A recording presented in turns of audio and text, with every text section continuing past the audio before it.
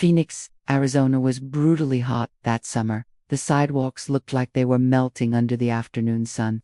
Air conditioners hummed nonstop across the neighborhood.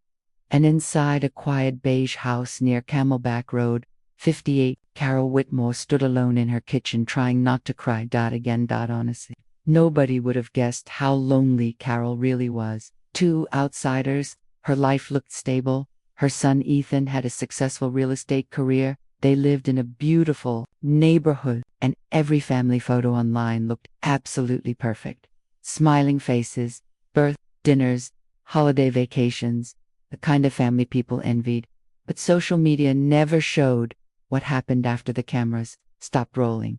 And it definitely never showed the way Ethan spoke to his mother. Now, Mom, not everything is a personal attack. Ethan sighed one evening while scrolling through his phone at the kitchen. Island. Carol looked down quietly. I was only asking if you'd still come to dinner Sunday. I'm busy. You said that last week, too. Ethan rubbed his forehead impatiently. Because I am busy. The room fell silent. That silence had become normal lately, and honestly, that hurt Carol more than yelling ever could. Because years ago, Ethan wasn't like this. Not even close. After Carol's husband died unexpectedly from a heart attack, Ethan was only 14 years old. Carol worked 2 jobs for years just to keep food on the table. She missed birthdays, skipped vacations, sold jewelry to pay school bills, and somehow she still made sure Ethan never felt poor. At least she tried. But lately, things had changed, especially after Ethan became successful. Now his life moved too fast. Too many business meetings, too many important calls, too many later mom conversations, and over time, Carol slowly started feeling less like family and more like an inconvenience. One Friday evening, Carol spent nearly 3 hours cooking Ethan's favorite dinner, pot roast, mashed potatoes, fresh rolls, the same meal he used to beg for as a teenager. She even lit candles, not because it was special, but because she missed feeling like a family mattered inside that house. At exactly 7:15 p.m., headlights finally appeared outside. Carol smiled softly and fixed her sweater before Ethan walked in. But the second he opened the door, she noticed something. He looked distracted, annoyed, tired. Hey, sweetheart, Carol said gently. Ethan barely looked up. Hey. Carol's smile faded a little. I made your favorite. Mom, I already ate. The words hit instantly. Ethan tossed his car keys on the counter. There was a business dinner downtown. Carol looked at the untouched table quietly. You could have called. Ethan exhaled heavily. Seriously. Carol blinked. I'm not trying to argue, but you always do this, Ethan snapped. You make me feel guilty for having my own life. The room went completely still. Carol looked stunned, because guilt was the last thing she ever wanted her son to feel. I'm sorry, she whispered quickly. Ethan grabbed a bottle of water from the fridge. You know what? I'm exhausted. I can't do this tonight. Then he walked upstairs just like that, leaving the candles burning beside a dinner nobody touched. Carol stood alone in the kitchen for several seconds before slowly sitting down at the table. And that's when the tears finally came. Quiet tears. The kind people cry when they're emotionally tired. Not dramatic, just hurt. Upstairs, Ethan stared at his bedroom ceiling, feeling irritated for reasons he didn't fully understand. Honestly, part of him knew he was being unfair. But another part felt suffocated every time his mother became emotional. Lately, it felt like every conversation somehow turned into guilt. At least that's what he kept telling himself. Then his phone buzzed. It was his girlfriend, Vanessa. Didn't survive. She texted. Ethan smirked weakly. Barely. Vanessa replied instantly. You seriously need boundaries with your mom. That sentence stayed in Ethan's head longer than it should have, because deep down, he'd started believing it. Over the next few months, things only got worse. Ethan stopped eating dinner at home, stopped answering calls. Sometimes he ignored Carol's texts for days. And every single time she tried talking about it, he became defensive immediately. One night, Carol softly asked, Did I do something wrong? Ethan laughed in frustration. Mom, not everything is about you. That sentence shattered something inside her, but she stayed quiet anyway. Because Mothers like Carol always stayed quiet, especially when they feared losing the people they loved most. Then one unbearably hot night in August, everything changed. Around 11:30 p.m., Carol accidentally overheard Ethan talking to Vanessa on speakerphone upstairs, and what she heard made her heart stop. "She cries over everything," Ethan muttered coldly. "Honestly, sometimes I feel more peace when she's not around." Carol froze outside the hallway. Her breathing became shaky instantly. Then Vanessa laughed softly and said something even worse.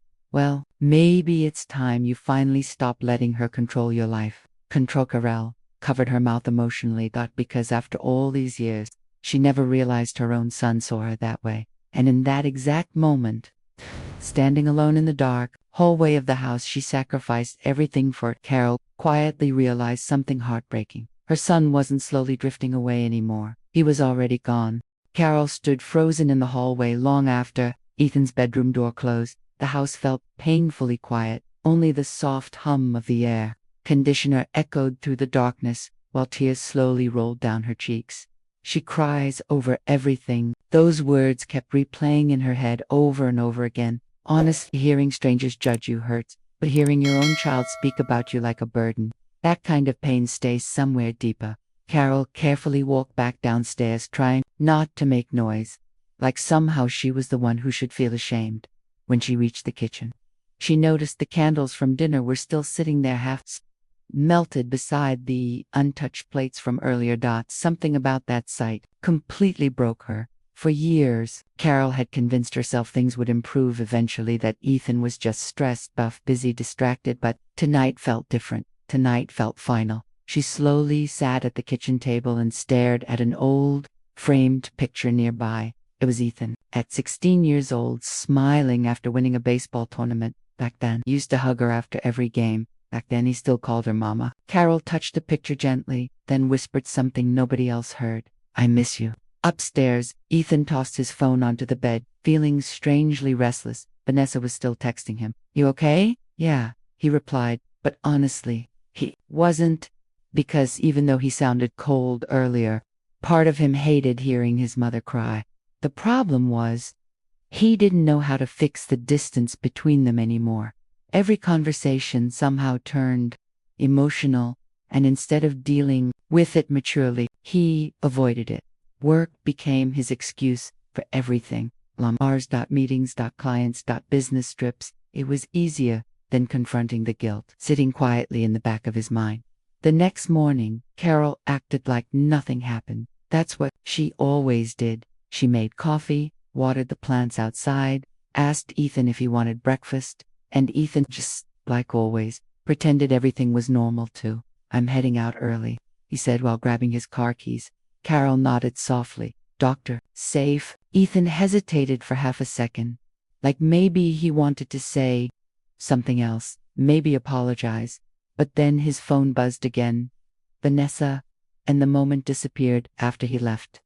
Carol quietly cleaned the house by herself. Around noon, she opened a small closet in the hallway, searching for extra towels. But while moving boxers around, something accidentally fell onto the floor, a one-note envelope. Carol frowned slightly. She didn't recognize it at first. Then she saw Ethan's handwriting on the front.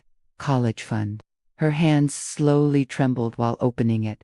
Inside were old receipts, bank papers, loan statements, and one faded sticky note written years ago. "Mom sold Dad's watch today. Said, education matters more." Carol sat down slowly. She remembered that day immediately. Ethan never knew she sold the last expensive thing his father owned just to help cover tuition during a financial crisis. She never told him, because she didn't want him carrying guilt. That's what mothers like. Carol did. They protected their children even when nobody protected them back. Meanwhile, across Phoenix, Ethan sat inside a downtown office building pretending to focus during a client meeting, but his mind kept drifting back home, back to his mother crying quietly downstairs. Honestly, something about last night bothered him more than he wanted to admit. Then his business partner Marcus suddenly interrupted his thoughts. "You good, man?" Ethan blinked. "Yep, hi." Marcus leaned back in his chair. "You've looked distracted all morning." Ethan forced a small laugh. Just family stuff. Marcus nodded knowingly. Parents, Ethan sighed. My mom, Marcus smirked slightly. Let me guess. Guilt trips. Ethan rubbed his forehead.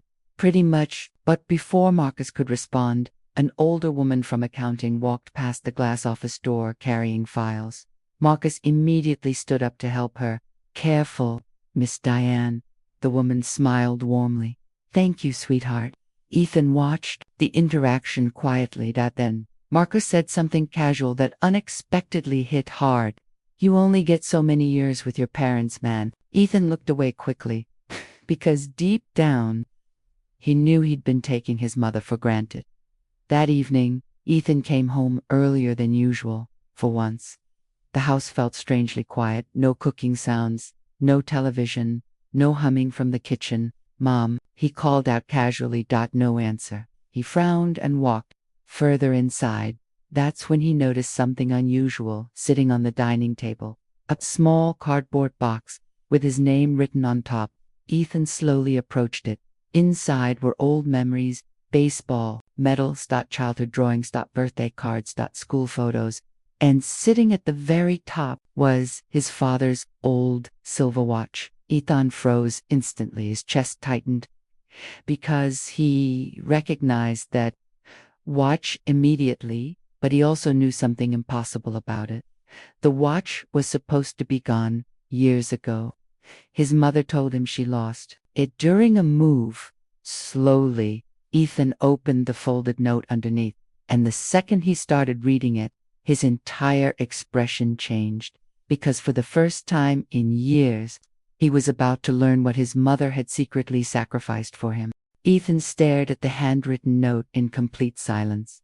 The paper looked old and slightly wrinkled, like it had been folded and unfolded dozens of times over the years. Slowly, he started reading.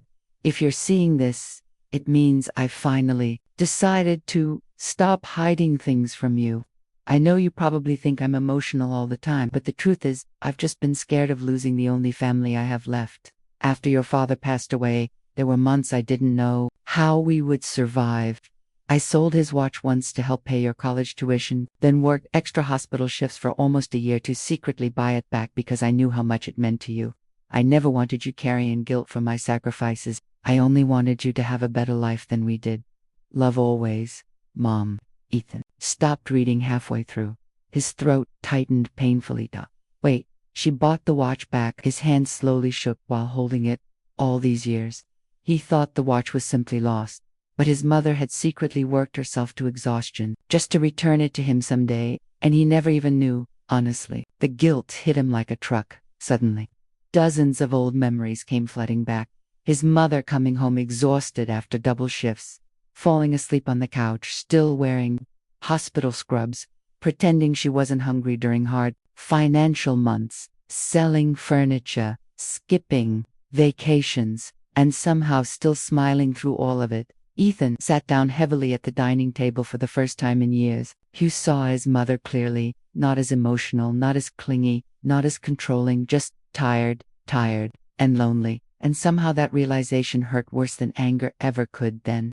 Ethan noticed another piece of paper inside the box. This one was new, a printed document. He frowned and pulled it out carefully, and the second he read the title, his stomach dropped. Property Consultation Inquiry. What? Ethan kept reading. The document mentioned assisted living options, home downsizing, financial. Estemes's face went pale. No way. His mother was considering moving out alone, quietly, without even telling him. That thought made panic rise in his chest instantly. He grabbed his phone and called her immediately. Straight to voicemail. Mom, pick up. Nothing, he called again. Still nothing. That's when Ethan noticed something else. Her purse was gone, and so was her car. Meanwhile, across Phoenix, Carol sat quietly on a bench outside Desert Breeze Park, watching the sunset turn the sky orange, and pink dot families laughed nearby. Kids rode bicycles. Dogs barked happily, but Carol felt strangely disconnected from all of it, honestly. She couldn't stop thinking about last night, about hearing her own son say he felt more peace when she wasn't around. That sentence changed something inside her. For years, she fought desperately to stay close to Ethan because she was afraid of becoming alone, but maybe holding on too tightly had only pushed him further away. Carol wiped her eyes gently, then her phone buzzed. Ethan. She stared at the screen for several seconds before answering softly. Hello? Mom, where are you? Something in Ethan's voice immediately sounded different. Panicked, emotional. Carol frowned slightly. I'm at the park. I'm coming. Before she could answer, the call ended. 20 minutes later, Ethan's black SUV pulled into the parking lot faster than usual. The second he saw his mother sitting alone on the bench, his heart shattered a little. She looked small, tired, older. Somehow, Ethan slowly walked toward her, holding the silver watch tightly in his hand. Carol noticed it immediately, and her face fell. You found it? Ethan sat beside her quietly. For a moment, neither of them spoke. The warm Arizona wind moved softly through the trees while the city lights slowly flickered awake around them. Then Ethan finally asked the question sitting heavily in his chest. Why didn't you tell me? Carol looked down at her hands. Because you already had enough pressure growing up, Mom. I didn't want you feeling responsible for my sacrifices. Ethan's eyes filled with emotion instantly. But you sold Dad's watch. Carol gave a weak little smile, and I bought it back. That completely broke him. Ethan covered his face for a second, trying to control his emotions. Honestly, he couldn't remember the last time he cried. But right now, he felt like a terrible son. I've been awful to you, he whispered.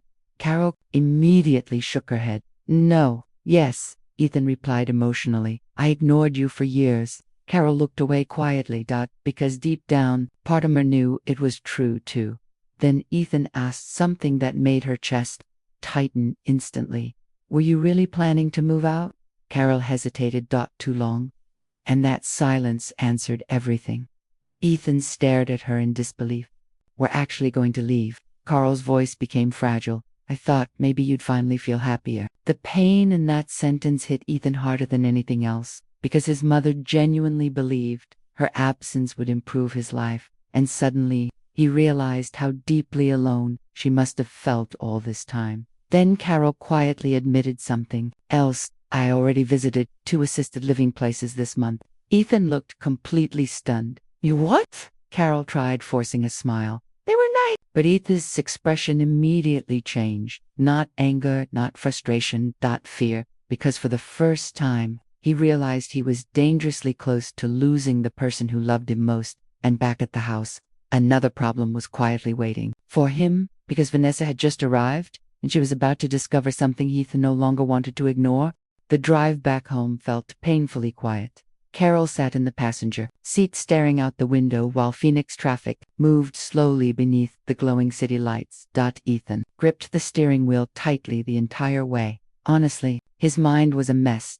Guilt, regret, shame, all of it hit him at once, because now he understood something terrifying. His mother wasn't too emotional. She was emotionally exhausted. And he helped cause it. When they finally pulled into the driveway, Ethan noticed Vanessa's white Mercedes already parked outside. His stomach tightened immediately. Carol looked nervous, too.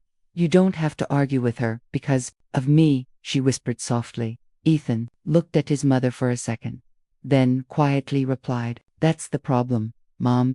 I should have defended you a long time ago. Inside the house, Vanessa was casually sitting on the couch scrolling through her phone like she owned the place. The second she saw Carol walk in behind Ethan, her expression shifted slightly. Oh, Vanessa said awkwardly. Hey Carol, forced a polite smile. Hi, sweetheart. But Ethan noticed it immediately. That fake politeness. The same politeness he'd ignored for years. Vanessa stood up and walked toward him. You disappeared earlier, she said quietly. Ethan didn't answer right away. Instead, he placed the silver watch carefully on the kitchen counter. Vanessa frowned. What's that? My father's watch. She looked confused. I thought it was lost. So did I. Something about Ethan's tone suddenly made the room uncomfortable. Vanessa crossed her arms slightly. Okay. Ethan looked directly at her.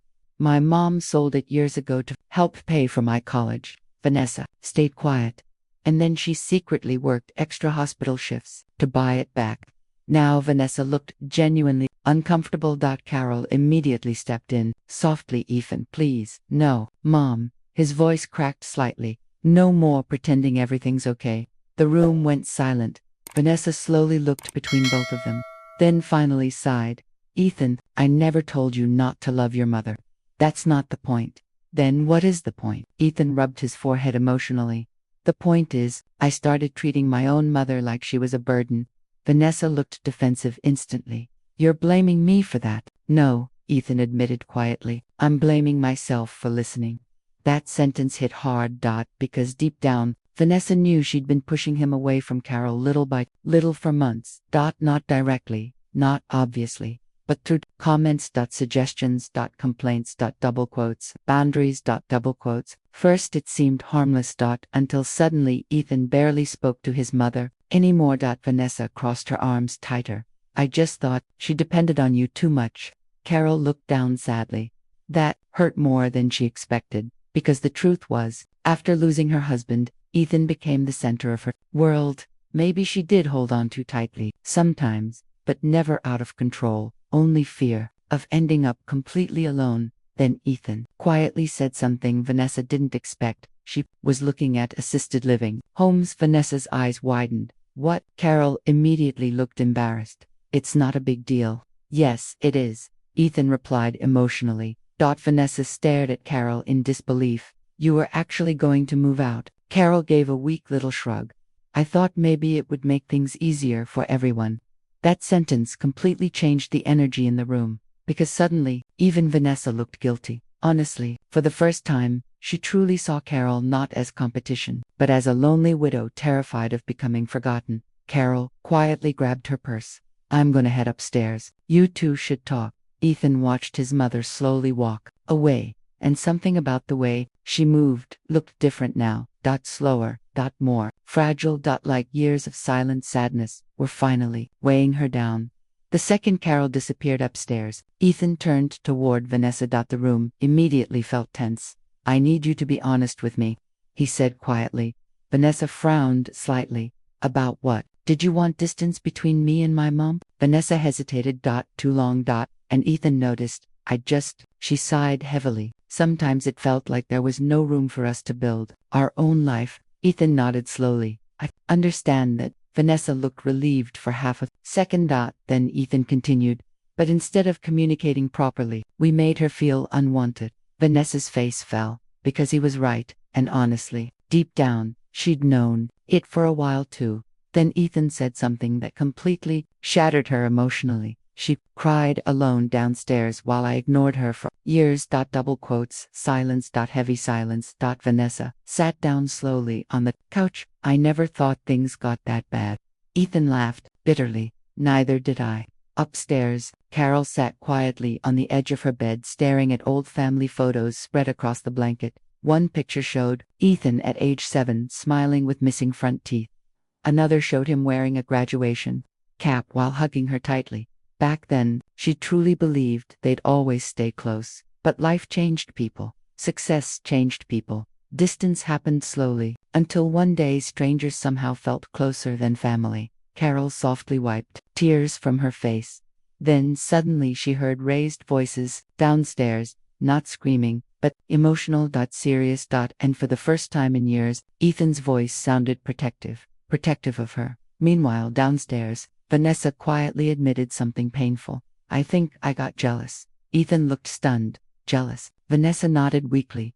She always came first emotionally, and I hated feeling second. Ethan sat down across from her silently, because suddenly, everything finally made sense. The tension, the coldness, the distance. It wasn't hatred, it was insecurity. But unfortunately, that insecurity had slowly destroyed an entire family dynamic. Then Vanessa whispered something that completely changed the night. I think your mom heard us talking upstairs that night. Ethan's face went pale instantly. What? Vanessa looked horrified now too. She walked past the hallway while we were talking. I thought maybe she didn't hear anything. Ethan stood up immediately. Because now he realized something devastating. His mother didn't randomly decide to leave. She heard the truth straight from him. And upstairs, Carol quietly packed another small suitcase.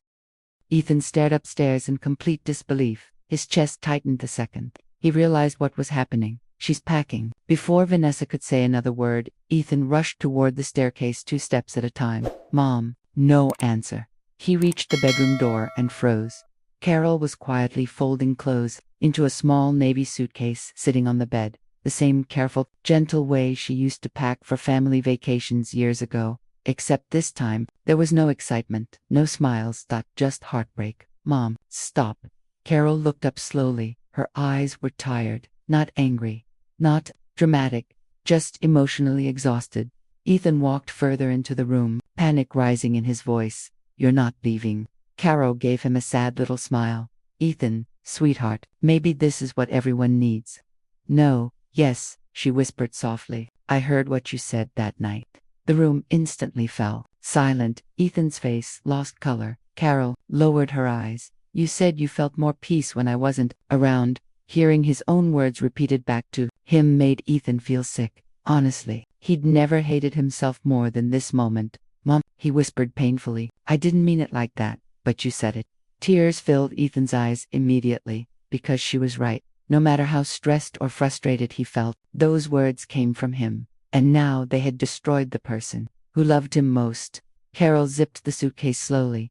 I think I stayed too attached after your father passed away. She admitted quietly. Maybe I made you feel responsible for my happiness. Ethan shook his head quickly. No, don't do that. Carol looked confused. Do what? Blame yourself for the way I treated you. That sentence hit both of them emotionally. Because for years, Carol always found ways to protect Ethan from guilt. Even now, even after everything, Ethan stepped closer. You spent your entire life protecting me, he said emotionally, and I repaid you by making you feel unwanted in your own home. Carol's lips trembled slightly. I never wanted to become a burden. You never were. For the first time that night, Ethan completely broke down crying. Not quiet tears, real tears, the kind that come from years of guilt, finally crashing down at once. I'm sorry, he whispered repeatedly. I'm so sorry, Mom. Carol looked stunned because Ethan almost never cried, not even at his father's funeral. Slowly, she hugged him tightly, and honestly, that hug felt different than every other hug before it. It wasn't just comfort, it was grief. Grief for lost years, for ignored phone calls, for lonely dinners, for all the moments they could never get back. Downstairs, Vanessa stood silently near the staircase, hearing everything. And for the first time since dating Ethan, she truly understood the damage that emotional distance could cause inside a family. Not loud damage, quiet damage. The kind that slowly grows over years until people barely recognize each other anymore. About 20 minutes later, Ethan and Carol finally came downstairs. Together. Vanessa stood up nervously. Carol immediately spoke kindly. You don't need to feel uncomfortable. But Vanessa looked emotional now too. I owe you an apology. Carol stayed quiet. Vanessa took a shaky breath. I thought you were trying to hold on to Ethan too tightly, but I never stopped to think about why. The room became still again. Then Vanessa admitted something painful.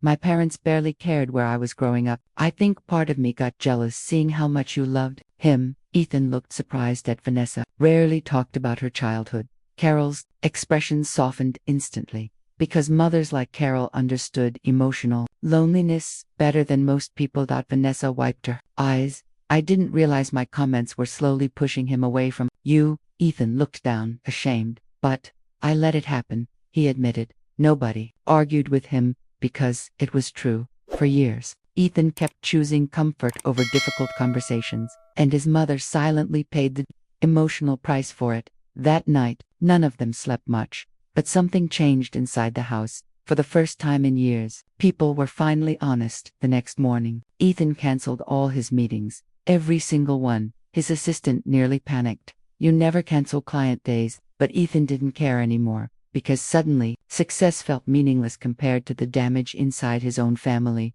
Instead, he took Carol to breakfast at a small diner she loved, near downtown Phoenix. The same diner she used to take him to after Little League games when he was a kid. At first, conversation felt awkward. Years of emotional distance don't disappear overnight, but slowly, things became easier. They laughed about old memories, talked about his father, even joked about Ethan's terrible teenage haircut from 2007. And honestly, it felt warm again. Real. A few months later, things inside the house looked completely different. Family dinners returned. Phones stayed off at the table. Ethan actually listened when Carol spoke. And Vanessa started making genuine efforts to not fake politeness, real effort. But the biggest change happened quietly one evening. Carol accidentally burned dinner while distracted watching television. Years ago, Ethan probably would have gotten irritated. Instead, he smiled softly and said, "It's okay, Mom, we'll order pizza." Carol laughed so hard she nearly cried, because sometimes healing doesn't happen through giant, dramatic moments. Sometimes it happens through small acts of kindness, repeated consistently. And Ethan finally understood something that took him years to learn. Parents don't need perfection, they just need to feel valued before it's too late. If this story touched your heart, don't forget to subscribe to Evelyn Hart Revenge Stories for more emotional family, drama, and powerful karma stories every day. If you missed our previous story about the mother-in-law family betrayal in Dallas, Texas, you can find it right now on the end screen.